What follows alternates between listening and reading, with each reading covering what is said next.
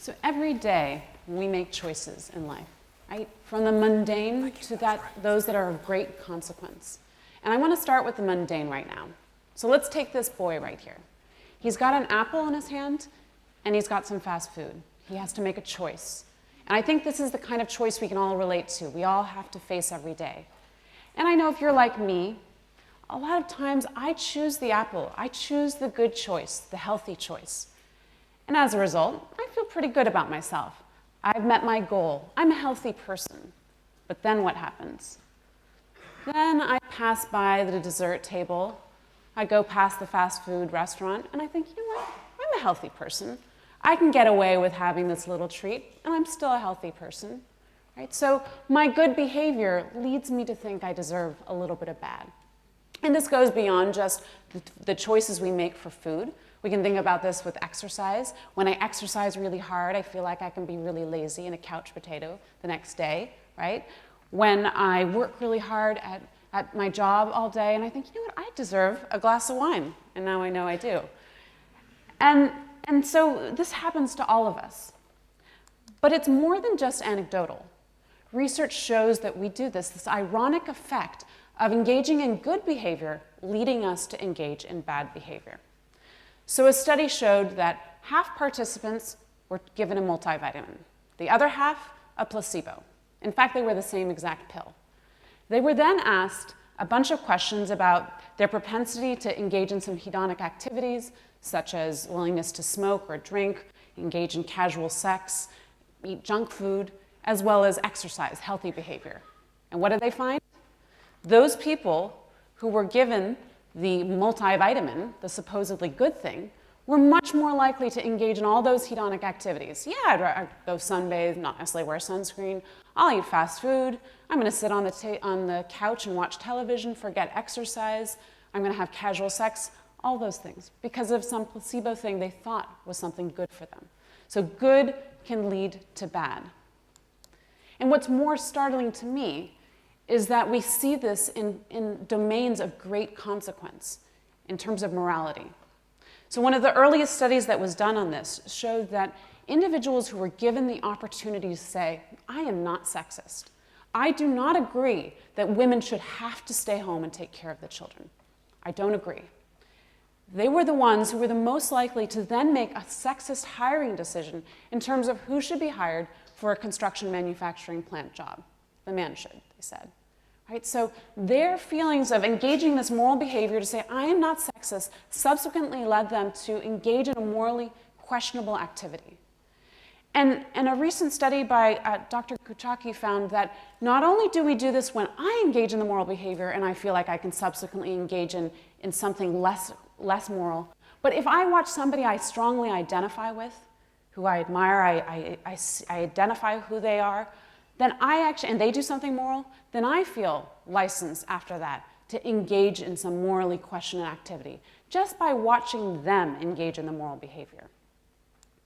So why does this happen?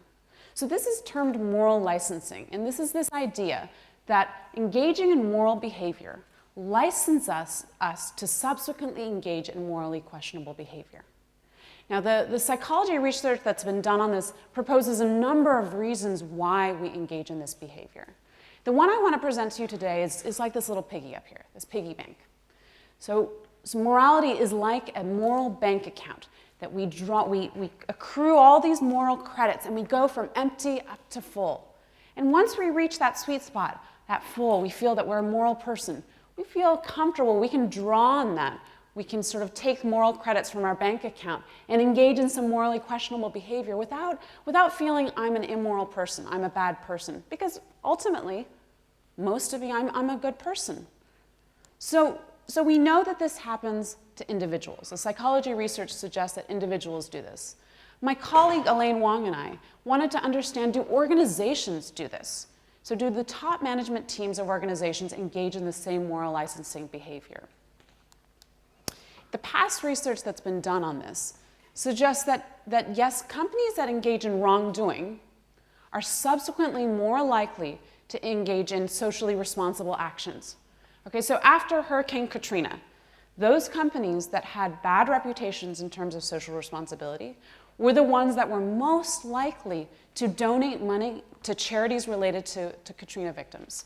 Right? So they were trying to make up for this bad reputation that they had. So that's what we know. And the question my colleague and I had was, well, does the pendulum swing the other way? Do we see these companies who are engaging in socially responsible activities subsequently engage in irresponsible behavior towards their stakeholders? Anecdotally, actually we can find a lot of examples of this happening. So before Enron in 2001 was known for, one of the largest corporate scandals in history, they actually had a reputation of being a very philanthropic company. Right? They gave a lot of money to the charities and community outreach programs around where they worked. And BP, another example. So BP, we still think about 2010, the Deepwater oil spill. But before that, when Tony Hayward became CEO, he actually had a very big initiative to focus on safety within BP and create this culture of safety and encouraging employees to really make sure that systems and processes were safe. And then 2010 happened. So anecdotally, we see this happening. Companies that have engaged in CSR strategies then subsequently engage in irresponsible behavior towards stakeholders. So why is this? So drawing on that psychology research I just presented, first, top leaders of organizations are making strategic decisions that have an impact. And these individuals, when they engage in developing and implementing a socially responsible program to their stakeholders, they subsequently will feel more licensed to get away with a little bit of bad behavior towards their stakeholders. Not only that, but employees watching their leaders implement these programs of social responsibility will feel that they are vicariously licensed to engage in some mistreatment towards their stakeholders. So we conducted a study of a sample of Fortune 500 companies, some of whom are on this list. And what did we find? The first thing that we found is indeed this main effect, that those companies that engaged in more social responsibility activities in one time period were subsequently more likely to engage in irresponsible behavior in the next time period. So to break it down into some numbers, for every 5 positive actions that a company took towards its stakeholders, they were more likely to take 1 negative action towards their stakeholders.